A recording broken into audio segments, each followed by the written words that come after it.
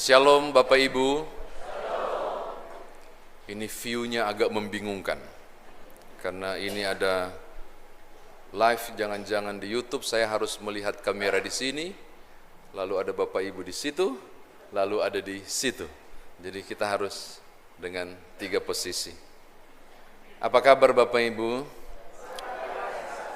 Kalau di gerakan pemuda luar biasa, yes, fantastis dan seterusnya. Bolehkah dengan senyum jabat tangan kanan kiri muka belakang katakan damai sejahtera bagimu untuk berbagi sukacita.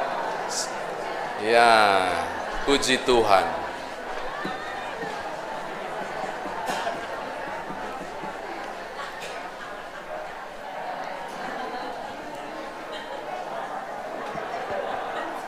Ya.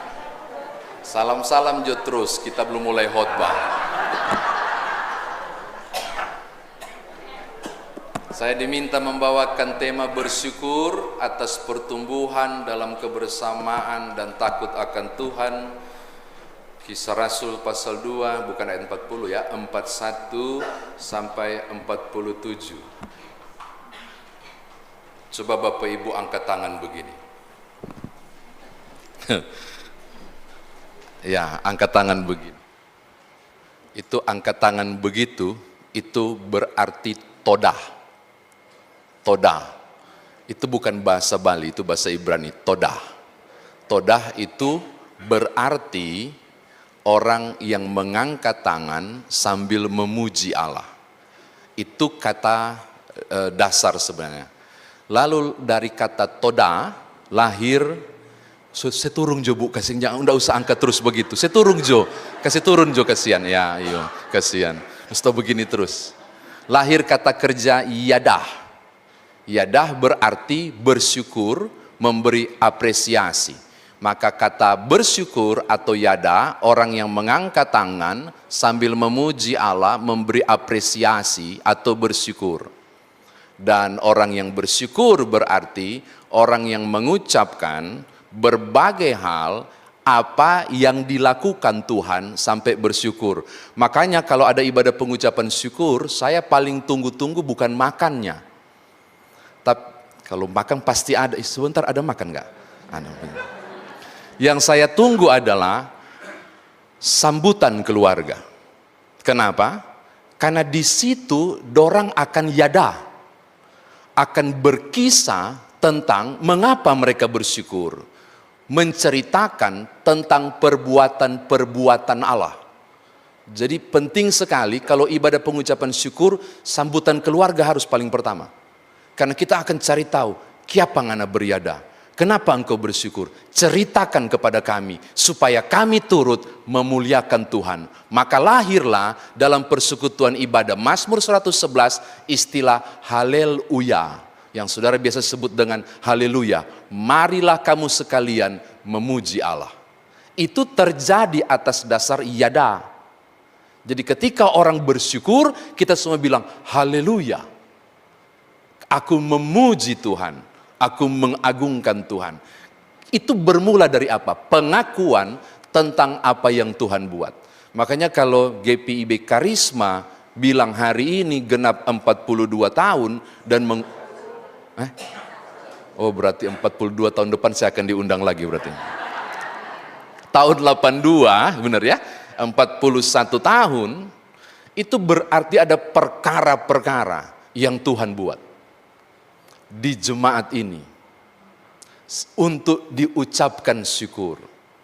Paling tidak refleksi pentingnya adalah apakah kehadiran karisma ini menjadi berkat atau tidak.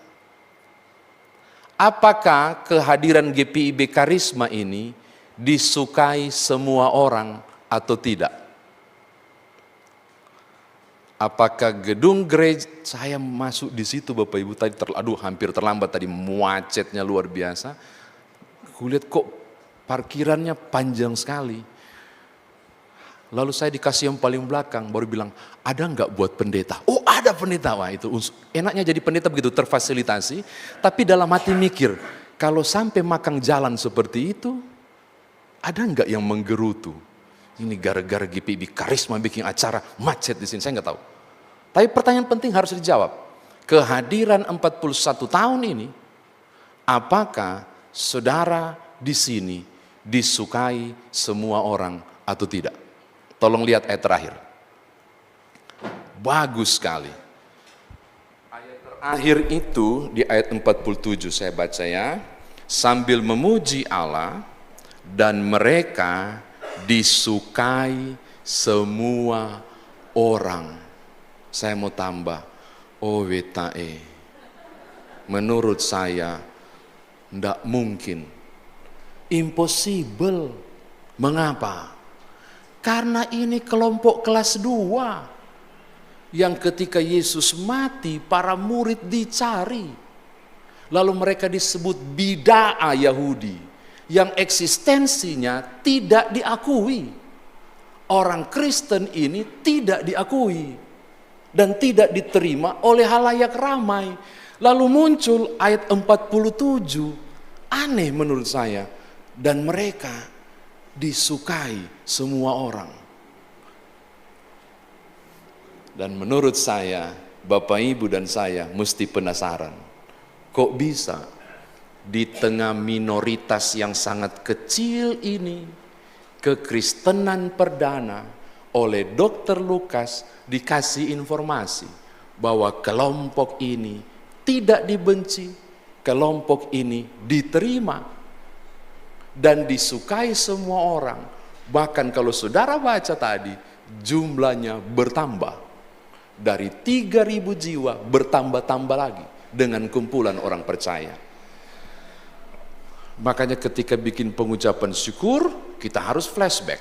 Kita harus berefleksi. Di usia 41 tahun, apakah GPIB Karisma disukai semua orang? Daripada tanya begitu, lebih baik tanya begini, bagaimana caranya supaya disukai semua orang? Lewat pengalaman gereja perdana. Mengapa mereka disukai semua orang? Yang pertama Bapak Ibu, tolong lihat ayat 42. Mereka bertekun dalam pengajaran rasul-rasul, ini dia, tolong garis bawahi, dalam persekutuan. Dan mereka selalu berkumpul untuk memecahkan roti dan berdoa. 44. Dan semua orang yang telah menjadi percaya tetap bersatu dan segala kepunyaan mereka adalah kepunyaan bersama. Bapak Ibu, karena saya sedikit tahu sejarah keyahudian seperti ini, saya bilang nggak mungkin. Ini kayak karang-karang ini Dr. Lukas tulis begini. Secara konteks itu nggak mungkin. Mereka bersatu, memecahkan roti bersama-sama dalam persekutuan. Persekutuan berarti dalam keutuhan. Persekutuan itu berarti koinoneo, yang berarti turut ambil bagian, turut merasakan kehadiran satu yang lain. Orang Ambon bilang ale rasa, beta rasa. Potong di kuku, rasa di kaki, rasa di daging. Sagu salempeng, patadu. Enggak mungkin. Kenapa enggak mungkin? Dengarkan Bapak Ibu. Ada orang Yahudi dan ada orang Yunani. Duduk bersama. Enggak mungkin. Duduk dalam persekutuan memecahkan roti sama-sama. Tidak mungkin. Mengapa? Karena dari segi keagamaan, Yahudi merasa dorang yang punya sorga karena turunan Abraham. Dan kelompok Yunani yang tidak bersunat termasuk Romawi, neraka. Tapi dari segi kewarganegaraan, kelompok tak bersunat ini Romawi Yunani memiliki status sosial yang sangat tinggi. Dan tidak mau bergaul dengan orang yang dijajah. Lalu kemudian Alkitab bilang di kesempatan yang lain, saudara akan menemukan, tidak ada lagi tuan, tidak ada lagi hamba, tidak ada lagi laki-laki, tidak ada lagi perempuan, tidak ada yang bersunat, tidak ada yang tidak bersunat. Semua sama. Saudara tolong bayangkan, ada orang Yahudi dan orang Romawi ngintip-ngintip GPIB Karisma 2000 tahun lalu, bukan 41 tahun ya, 2000 tahun lalu sebagai gereja perdana dan ngintip. Loh, itu kan Yahudi. Loh, itu kan Yunani. Kok duduk di situ sih? Loh. laki-laki dan perempuan. Loh, kenapa satu ruangan? Loh, tuan dan hamba, kenapa si budak bukan di lantai, tapi duduk bersama dengan tuannya? Gila. Tertarik mereka terhadap model yang luar biasa ini. Gereja perdana menarik hati karena meruntuhkan sekat-sekat pemisah. Koinoneo itu menjadi sangat nyata. Tidak ada perbedaan. Dan orang mana yang tidak tertarik pada peristiwa itu? Gereja perdana menjadi daya tarik dan kemudian ditambahkan jumlahnya justru karena kehidupan persekutuan yang luar biasa. Tidak memandang perbedaan satu yang lain. Itu yang pertama alasan saya. Yang kedua, Bapak Ibu, saudara akan menemukan ayat 46. Dengan bertekun dan dengan sehati, mereka berkumpul tiap-tiap hari dalam bait Allah. Mereka memecahkan roti di rumah masing-masing secara bergilir dan makan bersama-sama dengan gembira dan dengan tulus hati sambil memuji Allah. Memecah-mecahkan roti kemungkinan besar mereka menggunakan format ekaristi yang juga berarti bersyukur. Lalu Alkitab bilang itu tidak terjadi di bait Allah, terjadi di rumah masing-masing. Oke? Lalu memecah-mecahkan roti. Tolong jangan lupa juga makan bersama. Berarti bukan cuma makan roti dorang, tapi ada lauk yang sebagainya yang disiapkan dan dibilang di rumah masing-masing. Tahukah Bapak Ibu? Itu gereja rumah. Gereja perdana itu gereja rumah berarti. Dan yang menarik perhatian saya adalah bagaimana sibuknya tuan rumah. Di Israel, kalau mereka memimpin tuan rumah, maka dialah yang akan pimpin memecahkan roti sebagai kepala. Tuhan Yesus adalah kepala kelompok 12, maka dia akan memecah-mecahkan roti. Karena ini Kristen tradisi Yahudi, pasti masih begitu. Dan dia menyiapkan segala sesuatu. Saudara bisa bayangkan, sang tuan rumah itu menjadi dulos atau hamba, mengikat pinggang untuk terima tamu, dan kemudian mengambil bagian. Apa yang saya maksudkan? Kegiatan memecahkan roti dan makan bersama adalah tuan rumah bersedia melayani halayak ramai tanpa memandang Yahudi, Yunani, laki-laki, perempuan, bersunat dan tidak bersunat. Apa yang saya katakan? Dia tampil untuk merendah, menyiapkan segala sesuatu. Hal kedua, kenapa gereja menjadi perhatian dan orang tertarik Bapak Ibu? Karena kerendahan hati itu ditonjolkan amat sangat. Saya ulangi, kerendahan hati itu ditonjolkan amat sangat. Sang tuan rumah akan menyiapkan segala sesuatu, berarti dia berikat pinggang. Ikat pinggang di keyahudian itu setara dengan GPIB sekarang berstola. Ikat pinggang adalah simbol melayani atau menghamba. Orang yang berstola seperti saya dan Bapak Ibu yang ada di depan adalah orang yang menghamba, yang melayani. Yang kalau level status sosialnya tinggi sekalipun tidak dipandang karena statusnya sedang berikat pinggang. Dia harus merendah untuk melayani. Dan saudara bisa bayangkan, andai kata tuan rumahnya adalah kepala barangkali, atau punya jabatan tertentu, lalu kemudian datang ke depan dan berkata, sambil bungkuk, silakan masuk. Lalu kemudian orang dari luar ngintip persekutuan karisma itu. Gila. Wow. Itu jadi daya tarik. Mengapa tertarik? Karena persekutuan itu menonjolkan kerendahan hati yang luar biasa. Saya mau katakan, tanpa kerendahan hati, engkau tidak disukai orang. Kenapa gereja ini disukai orang? Karena memiliki kerendahan hati yang luar biasa. Bukan gereja ini dulu, tuh gereja 2000 tahun lalu itu. Mengapa disukai? Karena memiliki kerendahan hati yang luar biasa. Itu yang kedua. Yang ketiga, yang terakhir. Balik ke ayat 42 dan 43. Dengan bertekun dalam pengajaran para rasul, itu berbicara apa? Dalam persekutuan itu, mereka belajar firman. Maka memberi penjelasan di poin 2. Orang yang berkumpul tadi, makan roti dan makan-makan segalanya, itu bukan cuma makan-makan. Tetapi ternyata di dalamnya ada firman yang diberitakan.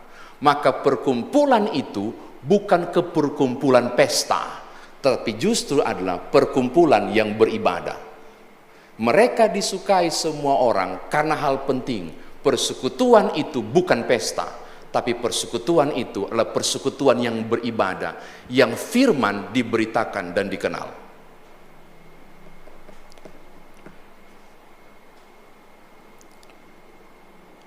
Orang tidak terganggu pada waktu itu, karena kelompok ini adalah kelompok yang membaca kitab nabi-nabi, kelompok inilah kelompok yang membaca firman, kelompok ini kelompok yang bergaul akrab, dan itu bukan ancaman. Poin ketiga, orang tertarik dan lihat, sehingga kemudian mereka disenangi semua orang. Poin ketiga mau bilang begini, kenapa disenangi? Karena persekutuan itu adalah persekutuan yang beribadah, kelompok yang beribadah. Saya kira demikian firman Tuhan ditafsirkan bagi kita. Sekarang bagaimana Bapak Ibu dan saya bawa firman Tuhan ini dalam kehidupan beriman kita. Istimewa merefleksikan 41 tahun GPIB Karisma DKI Jakarta. Ada yang kenal toko Mohadas Karamacan? Kalau belum, saya kasih kenal. Dia lahir 2 Oktober tahun 1869 di Gujarat, India. Dia seorang pengacara yang memimpin gerakan no violence, anti kekerasan. Dia melawan kekuasaan Inggris dan menghapus sistem kasta. Dia buat gerakan yang luar biasa tentang kesetaraan. Dan tahukah saudara, di beberapa referensi saya membaca Mohadas Karamacan ini, salah satu ide tentang gerakan persamaan hak dan kedudukan itu justru terilhami dari seorang tokoh yang bernama Yesus Kristus yang mengajarkan kasih. Makanya dia tertarik untuk kenal Tuhan Yesus. Dia bukan seorang Kristen. Gujarat, India, silakan tebak agama apa. Saudara tahu?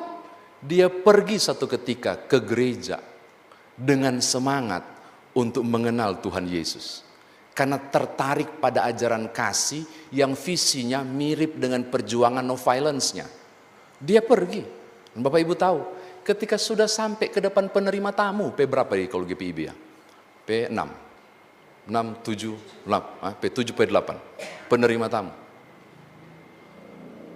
Bukan kasih warta jemaat, tetapi memandang dia dari ujung rambut sampai ujung kaki.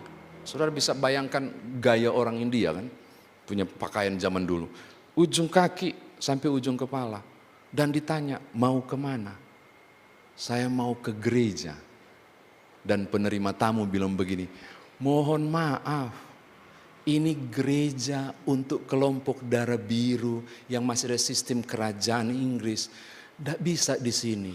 Kalau mau untuk pribumi, Bapak silakan ke sana, lumayan jauh, tapi bisa sampai kok ke sana. Saudara tahu? Sejak itu, dia tidak tertarik pada gereja. Mohadas Karamacan itu, nama yang terkenal adalah Mahatma Gandhi. Gimana caranya kita gagal menjadi saksi untuk membuat gereja disukai semua orang, ketika yang kita buat justru membuat orang jauh dari Kristus? Berapa banyak berbagai gengsi tatanan tertentu membuat tembok baru dalam persekutuan hingga gereja gagal disukai semua orang. Saya percaya karisma tidak begitu. Atau hanya Tuhan yang tahu. Ini penting, harus disampaikan. Memiliki kepekaan untuk meruntuhkan berbagai tembok. Agar kemudian gereja menjadi berkat. Bukan untuk di dalam, tapi juga di luar. Ini kritik besar pada saya dan Bapak Ibu sekalian sebagai gereja. Karena bagiku gereja bukan gedung, tapi kumpulan orang percaya yang bersaksi luar biasa menjadi berkat bagi orang lain. Amin. Itu yang pertama untuk dibawa pulang. Yang kedua Bapak Ibu, ketika para rasul mengerjakan tanggung jawab pelayanan memberitakan firman di tengah persekutuan, mereka bersaksi tentang Kristus dan mengerjakan tanggung jawab pemberitaan firman itu luar biasa. Bahkan Alkitab bilang memberi tanda dan mujizat yang begitu hebat. Gereja disukai semua orang, gereja dipanggil lebih luar biasa lagi pada tatanan untuk memberitakan kebenaran bagi banyak orang dalam kesaksian. Simbol pemberitaan firman dalam persekutuan disebut dengan ibadah ritual. Tapi ibadah aktual adalah ketika mimbar ini digeser dan yang tersisa adalah action gereja pada pelaksanaan firman. Yang saya mau katakan adalah kalau gereja ini sudah hebat dalam ibadah secara ritual, saatnya membesarkan juga ibadah secara aktual, supaya orang melihat kumpulan gereja ini bukan cuma kumpulan eksklusif dalam gedung, tetapi gereja adalah mereka yang menyebar, yang melakukan kebenaran dan kebaikan di luar tembok gereja, tanpa bawa Alkitab, tanpa baju neces. Tahu nggak? Gampang ditebak hari Minggu. Kalau dia baju bagus, berjalan dengan hak tinggi, tambah dengan semengken merah-merah, so pakai tuh begini tebal-tebal, pasti orang Kristen mau pergi gereja. Apalagi bawa Alkitab. Kalau nggak bawa Alkitab, kalau itu malam kemungkinan pergi pesta. Tapi kalau bawa Alkitab, pasti orang Kristen. Anggapannya begini, pokoknya yang pergi neces-neces itu beribadah, pasti orang Kristen. Kenapa kita tidak ubah mindsetnya? Yang kelihatan tidak neces, tapi merangkul orang yang membutuhkan cinta kasih, menopang orang yang malang, pasti itu orang Kristen. Menarik kan? Pokoknya lihat aja, kalau di mana ada susah, lalu ada orang nggak dikenal kasih bantuan, itu bukan yang lain. Pasti itu orang Kristen. Itu aktual. Itu ibadah aktual. Kita disukai dalam konsep bukan hanya ritual, tapi juga aktual. Agnes Genoza Beahiu, mungkin sudah pernah dengar. Dia lahir 26 Agustus 1910 di Makedonia. Ia seorang Albania. Umur 12 tahun, dia dengar doa ibunya. Ibunya, dia lewat di kamar DP mamanya lagi bertulut dan bilang begini kira-kira doanya. Tuhan, aku menyerahkan Agnes. Pakailah dia sesuai dengan kehendak-Mu. Ternyata doa mama yang berlutut itu menginspirasi Agnes Genoza Beahiu itu. Hingga pada tanggal 18 dia bergabung dengan kesusteran Loreto sebagai misionaris. Tahun 37 dia mengambil sumpah selibat menjadi seorang suster biarawati. Dan dia terjun ke India untuk menjangkau orang yang menderita di antara yang paling menderita. Dengarkan, orang yang menderita di antara yang paling menderita, berarti kakaknya yang paling menderita, P menderita. Di satu tempat dia mengerjakan tanggung jawab yang luar biasa itu. Dia berlelah dan merasa sakit kalau lihat ada yang sakit. Dan air matanya nggak berhenti menetes ketika melihat ada yang menangis. Dan dia melakukan sesuatu yang luar biasa pada gerakan cinta kasih di luar tembok gereja. Saudara mengenal Agnes Genoza Beahiu itu dengan Bunda Teresa. Di luar tembok gereja. Di luar. Tanpa ritual. Tapi aktual. Hal kedua saya mau bilang begini Bapak Ibu. Di ulang tahun ke-41 ini, sepertinya kita harus melihat diri dan berefleksi. Sudahkah aku dipanggil untuk kemudian menjadi kesaksian banyak orang bahwa gereja bukan hanya gedung, tapi kesediaan saudara menjadi kesaksian bagi banyak orang. Amin. Terakhir sekali, saya diajak masuk Pak Pendeta Tete Lepta untuk lihat gedung gereja itu, dan kaget karena bukan di situ tempat ibadah. Bapak Ibu sebentar pulang tolong masuk lihat kalau malam dan gelap gulita, lihat ngeri sedap kalau serius ini gereja. Kalau nyala lampu masih terlihat seperti gereja enggak? Sepertinya enggak. Saya lihat itu bangunan renovasi yang belum rampung. Sehati sepikir, sepenanggungan, ciri gereja perdana, apa yang dimiliki, dijual dan dipakai oleh semua orang. Saya enggak akan bilang begitu kepada jemaat karisma. Pulanglah, hitung-hitung ada berapa gram itu emas di rumah, pulanglah dan bagi-bagilah kepada semua orang. Enggak lah, saya tidak bicara soal finansial dan keuangan, enggak. Saya bicara hal yang khusus. Pak Pendeta ada berapa persen Pak pembangunan? Ada 50 lebih renovasi? Sudah mau rampung? 70-80 belum? Satu, sehati sepikir dalam kebersamaan gereja perdana. Dengarkan Bapak Ibu, aku nggak bicara duit. Adakah saudara yang benar-benar tiap malam bawa dalam doa proses ini? Benar, saya mau tantang saudara. Apakah benar GPIB Karisma punya kesatuan hati, beban yang sama, tikang lutut dan doakan proses itu? Saya nggak bicara duit, aku bicara kesatuan hati, menjadi beban bersama. Doa dulu, baru doi mengalir.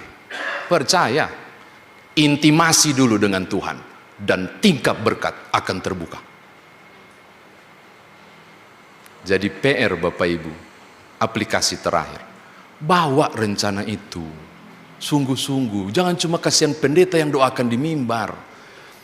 Matius 18 ayat 19 bilang begini, jika dua orang sepakat meminta apapun, permintaannya dikabulkan. Kalau cuma pendeta dari mimbar baru satu. Tolong temani dan tambah jadi pergumulan bersama. Siapakah dua orang yang sepakat? Suami istri. Lipat tangan sebentar. Tuhan, kami butuh dana untuk proses renovasi ini cepat selesai. Tidak ada yang mustahil dalam Tuhan. Amin. Baru masuk tahap 2. Tadi ada amplop di situ toh. Iman tanpa perbuatan adalah mati.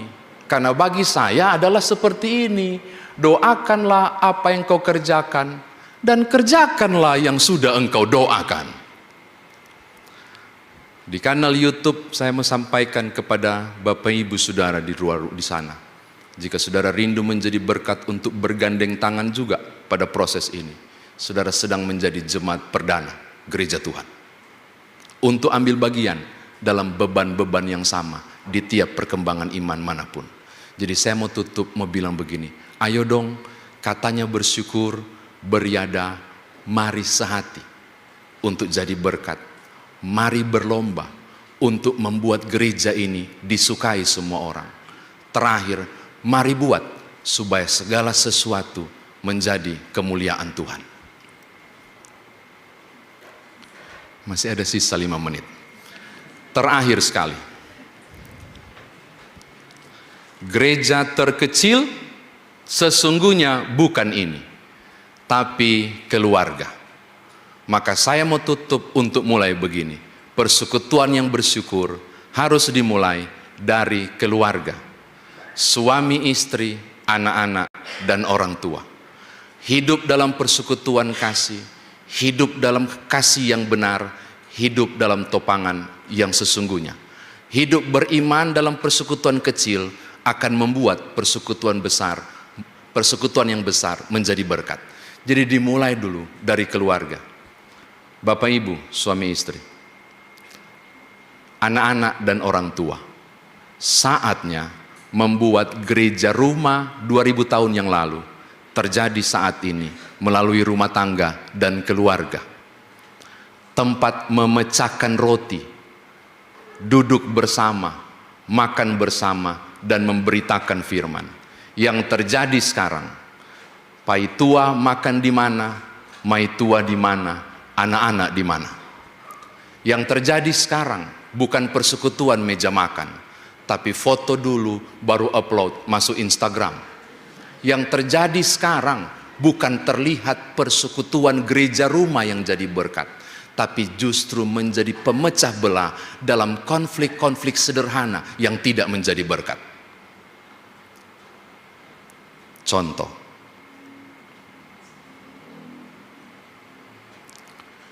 pernahkah para suami mengalami kondisi cari barang tidak dapat?